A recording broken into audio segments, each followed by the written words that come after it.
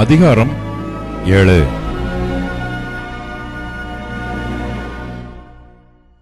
கர்த்தர் ராஜாவை சுற்றிலும் இருந்த அவனுடைய எல்லா சத்துருக்களுக்கும் அவனை நீங்களாக்கி இளைப்பாற பண்ணின போது அவன் தன் வீட்டிலே வாசமாயிருக்கையில் ராஜா தீர்க்கதரிசியாகிய நாத்தானை நோக்கி, பாரும், கேதுரு மரங்களால் செய்யப்பட்ட வீட்டிலே நான் வாசம் பண்ணும்போது தேவனுடைய பெட்டி திரைகளின் நடுவே வாசமாயிருக்கிறதே என்றான்.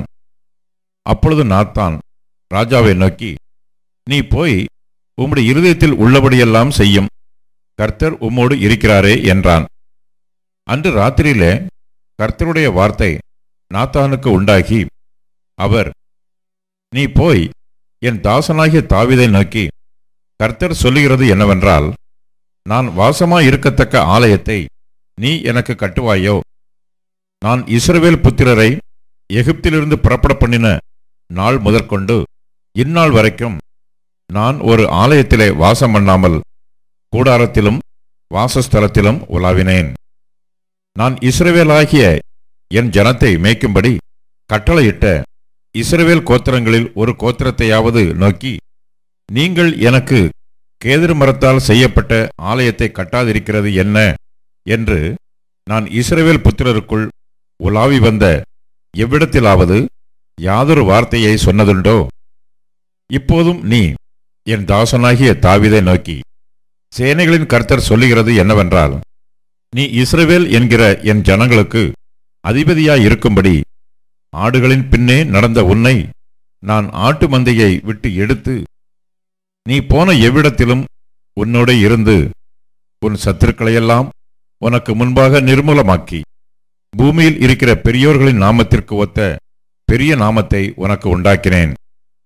நான் என் ஜனமாகிய இஸ்ரவேலுக்கு ஒரு இடத்தை ஏற்படுத்தி அவர்கள் தங்கள் ஸ்தானத்திலே குடியிருக்கவும், இனி அவர்கள் அலையாமலும், முன்போலும் நான் என் ஜனமாகிய இஸ்ரவேலின் மேல் நியாயாதிபதிகளை கட்டளையிட்ட நாள் வரையில் நடந்தது போலும் நியாயக்கேட்டின் மக்களால் இனி சிறுமைப்படாமலும் இருக்கும்படி அவர்களை நாட்டினேன்.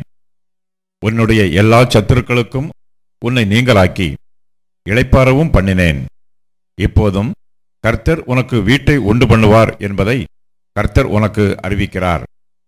உன் நாட்கள் நிறைவேறி நீ உன் பிதாக்களோட நித்திரை பண்ணும்போது நான் உனக்கு பின்பு உன் கற்ப பிறப்பாகிய உன் சந்ததியை எழும்ப பண்ணி அவன் ராஜ்யத்தை நிலைப்படுத்துவேன். அவன் என் நாமத்திற்கென்று ஒரு ஆலயத்தை கட்டுவான். அவன் ராஜ்யபாரத்தின் சிங்காசனத்தை என்றைக்கும் நிலைக்க பண்ணுவேன். நான் அவனுக்கு பிதாவாயிருப்பேன், அவன் எனக்கு குமாரனாயிருப்பான். அவன் அக்கிரமம் செய்தால் நான் அவனை மனுஷருடைய மெலாற்றினாலும் மனுபுத்திரருடைய அடிகளினாலும் தண்டிப்பேன். உனக்கு முன்பாக நான் தள்ளிவிட்ட சவுலிடத்திலிருந்து என் கிருபையை விலக்கினது போல அவனை விட்டு விலக்க மாட்டேன். உன் வீடும் உன் ராஜ்யமும் என்றென்றைக்கும் உனக்கு முன்பாக ஸ்திரப்பட்டிருக்கும், உன் ராஜாசனம் என்றென்றைக்கும் நிறைவேற்றிருக்கும் என்கிறார் என்று சொல்லச் சொன்னார். நாத்தான் இந்த எல்லா வார்த்தைகளின்படியும் இந்த எல்லா தரிசனத்தின்படியும் தாவீதுக்கு சொன்னான். அப்பொழுது தாவீது ராஜா உட்பிரவேசித்து கர்த்தருடைய சமூகத்திலிருந்து, கர்த்தராகிய ஆண்டவரே, தேவரீர் என்னை இதுவரைக்கும் கொண்டு வந்ததற்கு நான் எம்மாத்திரம், என் வீடும் எம்மாத்திரம்.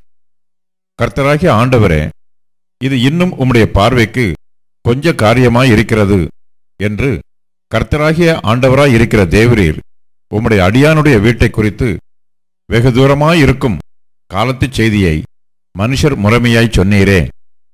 இனி தாவீது உம்மிடத்தில் சொல்ல வேண்டியது என்ன? கர்த்தராகிய ஆண்டவராய் இருக்கிற நீர் உமது அடியானை அறிவீர். உம்முடைய வாக்குத்தத்தத்தின் நிமித்தமும் உம்முடைய சித்தத்தின்படியையும் இந்த பெரிய காரியங்களையெல்லாம் உமது அடியானுக்கு அறிவிக்கும்படிக்கு தயவு செய்தீர்.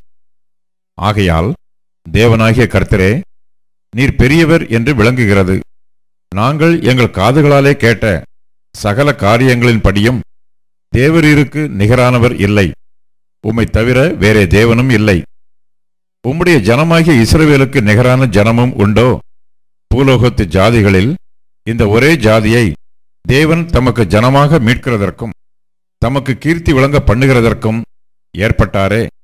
தேவரீர் எகிப்திலிருந்து மீட்டுக் கொண்டு வந்த உம்முடைய ஜனத்திற்கு முன்பாக பயங்கரமான பெரிய காரியங்களை நடத்தி உம்முடைய தேசத்திற்கும் அதிலிருந்த ஜாதிகளுக்கும் அவர்கள் தேவர்களுக்கும் உமது மகிமையை விளங்கச் செய்து உம்முடைய ஜனமாகிய இஸ்ரவேலர் என்றைக்கும் உம்முடைய ஜனமாயிருப்பதற்கு அவர்களை திடப்படுத்தி கர்த்தராகிய நீர்தாமே அவர்களுக்கு தேவனானீர். இப்போதும் தேவனாகிய கர்த்தாவே, நீர் உமது அடியானையும் அவன் வீட்டையும் குறித்து சொன்ன வார்த்தையை என்றென்றைக்கும் நிறைவேறப்படுத்த தேவரீர் சொன்னபடியே செய்தருளும். அப்படியே சேனைகளின் கர்த்தர் இஸ்ரவேலின் மேல் தேவனானவர் என்று சொல்லி உம்முடைய நாமம் என்றென்றைக்கும் மகிமைப்படுவதாக. உமது அடியானாகிய தாவீதின் வீடு உமக்கு முன்பாக நிலை நிற்பதாக. உனக்கு வீடு கட்டுவேன் என்று இஸ்ரவேலின் தேவனாகிய சேனைகளின் கர்த்தராய் இருக்கிற நீர் உமது அடியானின் செவிக்கு வெளிப்படுத்தினீர். ஆகையால் உம்மை நோக்கி இந்த விண்ணப்பத்தை செய்ய உமது அடியானுக்கு மன தைரியம் கிடைத்தது. இப்போதும் கர்த்தராகிய ஆண்டவரே, நீரே தேவன், உம்முடைய வார்த்தைகள் சத்தியம். தேவரீர் உமது அடியானுக்கு இந்த நல் விசேஷங்களை வாக்குத்தத்தம் பண்ணினீர்.